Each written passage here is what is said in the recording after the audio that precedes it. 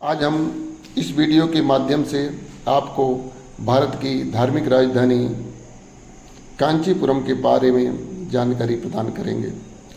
पुराणों में वर्णित है, अयोध्या माया मथुरा काशी कांची अवंतिका पुरी द्वारावती चा सप्तैक मोक्षदायिका।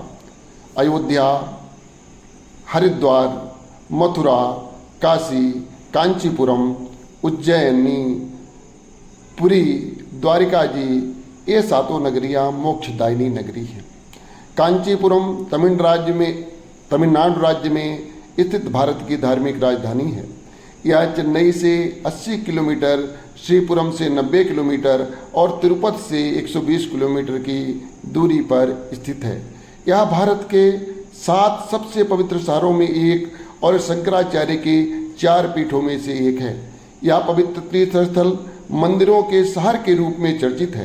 कांचीपुरम प्राचीन चोल और पल्लव राजाओं की राजधानी थी। मंदिरों के अतिरिक्त यह शहर रेशमी साड़ियों और हैंडलूम उद्योग के लिए प्रसिद्ध है। यहाँ की हाथों से बुनी रेशमी साड़ियाँ कांजीवरम के नाम से प्रसिद्ध हैं। कांचीपुरम के मंदिरों की भव्यता दूर से दिखती है। कांचीपुरम 2 भागों में विभक्त है, शिव कांची और विष्णु कांची। शिव कांची में भगवान एकांबरनाथ जी का मंदिर है, दूसरा कामाक्षी मंदिर है और तीसरा शंकराचार्य जी का मठ और चौथा कैलाश नाथार मंदिर है। ये विशाल मंदिर हैं। विष्णु कांची में केवल एक विशाल मंदिर है, वरदराज पेरुमल वामन मंदिर।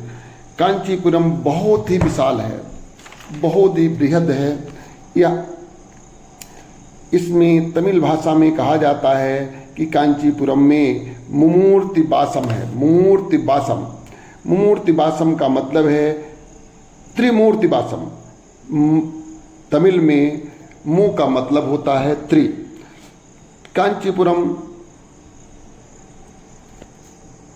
कांचीपुरम के बारे में महाकवि कालिदास जी ने लिखा है, पुष्पे सुजाति। कांचीपुरम के बारे में महाकवि कालिदास जी ने लिखा है, पुष्पेषु जाति पुरुषेषु विष्णु नारेषु रंभा नागरेषु कांची।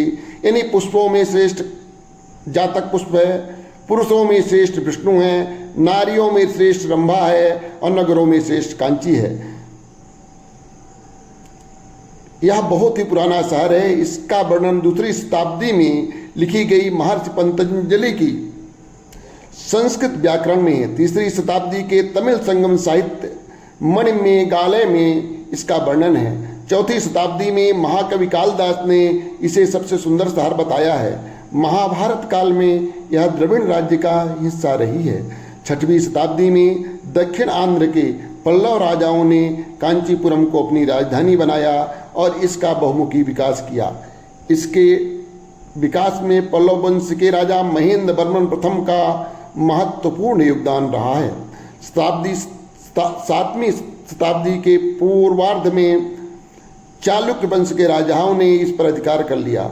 वर्ष 610 से 642 तक चालुक्य वंश ने इस पर शासन किया।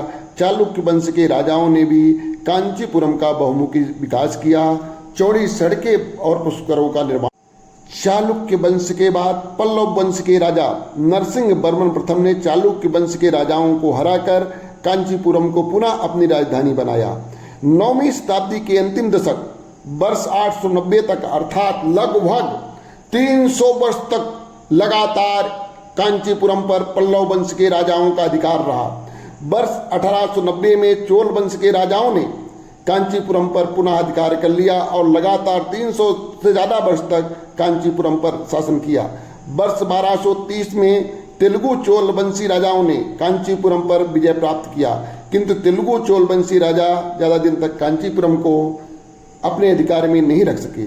वर्ष 1258 में पांड्या वंश के राजाओं ने कांचीपुरम पर अधिकार और लगातार वर्ष 1311 तक राज्य किया। वर्ष 1361 में विजयनगर साम्राज्य ने कांचीपुरम को अपने अधिकार में कर लिया।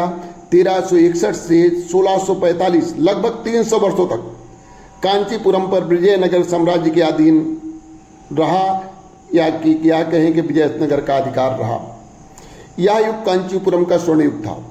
जब कांचीपुरम 1361 से 1645 के बीच में विजयनगर साम्राज्य के अधीन रही, तब का काल कांचीपुरम का स्वर्ण काल था।